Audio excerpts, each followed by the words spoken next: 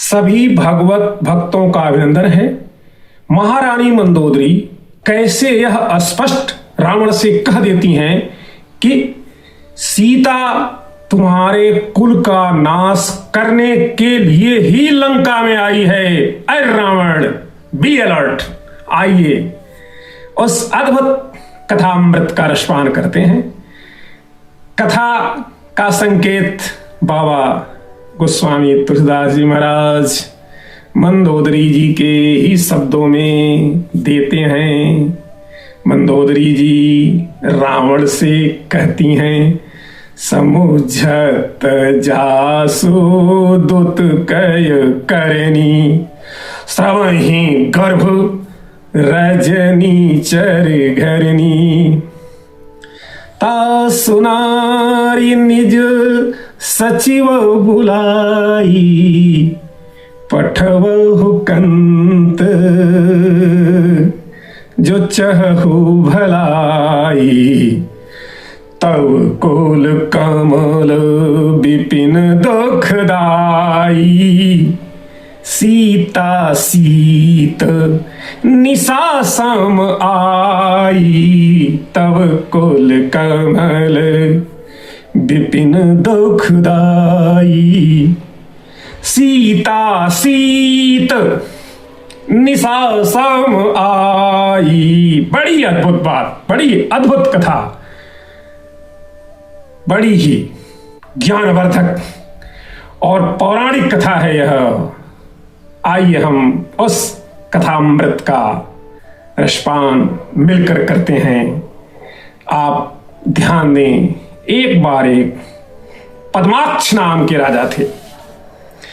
राजा पद्माक्ष बड़े ही धार्मिक प्रवृत्ति के, प्रभु विष्णु के परम भक्त थे, हरि भक्त थे। और उन्होंने जब धरती पर देखा कि धरती के सभी लोग लक्ष्मी के बस में ही हैं, सभी लोग हा लक्ष्मी ही कर रहे हैं, तो उन्होंने भगवान हरि से प्रार्थना किया, तपस्या किया और वरदान मांगा कि ऐ प्रभु, हमें आप वरदान दीजिए कि लक्ष्मी जी मेरी पुत्री बनकर मेरे घर प्रकट हों। पद्माक्ष की तपस्या से प्रसन्न होकर श्री हरि ने एक बड़ा ही अद्भुत फल दिया और पद्माक्ष जी से कहा कि ऐ राजा, जब तुम अपने महल में पहुंचोगे तो इस फल से एक सुंदर कन्या प्रकट होगी।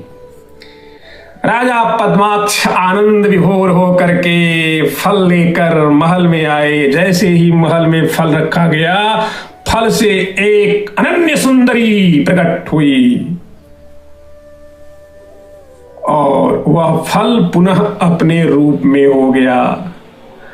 अनन्य सुंदर कन्या को देख करके इस कन्या के पिता पद्माक्ष ने अपने नाम के अनुरूप ही बच्ची का नाम पद्मा रख दिया।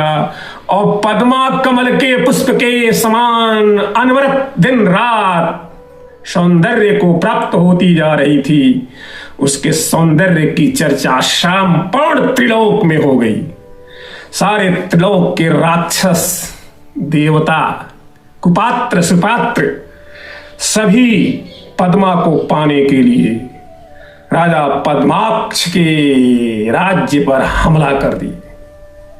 राजा पद्माक्ष हरि भक्त, उनको प्रभु के सिवाय और कुछ नहीं दिखता था। वो प्रभु में लीन थे और आतताइयों ने इनके राज्य को नष्ट भ्रष्ट कर दिया। जब पद्मा ने यह देखा तो पद्मा अपनी रक्षा करने के लिए अग्निकुंड में समाहित हो गई। सभी राजा अपना अपना मुंह लिए चले गए। बात आई और चली गई। पद्माक्ष जी भगवान हरि के लोक चले गए। पद्मा अग्निकुंड में चली गई। संयोग देखिए, समय बीतता है और एक बार रावण स्वभाववश धरा की परिक्रमा पर निकला है। उसी समय पद्मा अग्निकुंड से निकल बाहर भगवान की आराधना कर रही थी। रावण पद्मा को देखते ही पहचान गया और पद्मा को घसीटने का प्रयास करता है, खींचकर लंका लाने का प्रयास करता है, लेकिन पद्मा पूजा स्थल से पुनः अग्नि में समाहित हो जाती है और जैसे ही वह अग्नि में जाती है, अग्नि बुझ जाती है और अग्नि से 5 रत्न प्रकट हो जाते हैं, पंचरत्न। रावण उन 5 रत्नों के अद्भुत दृश्य को देखकर अपने को रोक नहीं पाता है और उन 5 रत्नों को एक सुंदर से थैले में भरकर लेकर अपने राज्य लंका और राज्य महल मंदोदरी के महल में पहुंचता है और वह अपना बैग थैला जिसमें 5 रत्न हैं पीछे रख देता है। फिर लंबी चौड़ी कथाएं फेंकता है, सुनाता है और अंत में मंदोदरी जी से कहता है कि अरे महारानी, मैंने आपके लिए दिव्य रत्न आज धरा से लेकर ढूंढ कर लाया हूं, आप इन दिव्य रत्नों को स्वीकार करें। मंदोदरी जब उस बैग को उठाने के लिए जाती है तो बैग तो हिलता डुलता ही नहीं, टस से मस नहीं होता है। मंदोदरी थक जाती है, पसीना पसीना हो जाती है। तब वह कहती है, अरे आप रत्न लाए हो कि विपत्ति लाए हो? ये तो कोई आफत ही लेके आए हो। रावण को भी बड़ा आश्चर्य होता है, भाई मैं तो 5 रत्न ही लेके आया था, 5 अलग अलग रत्न के टुकड़े लेके आया था और इतना भारी तो है नहीं जो महारानी मंदोदरी से न उठे, एक छोटा सा बैग ही तो था।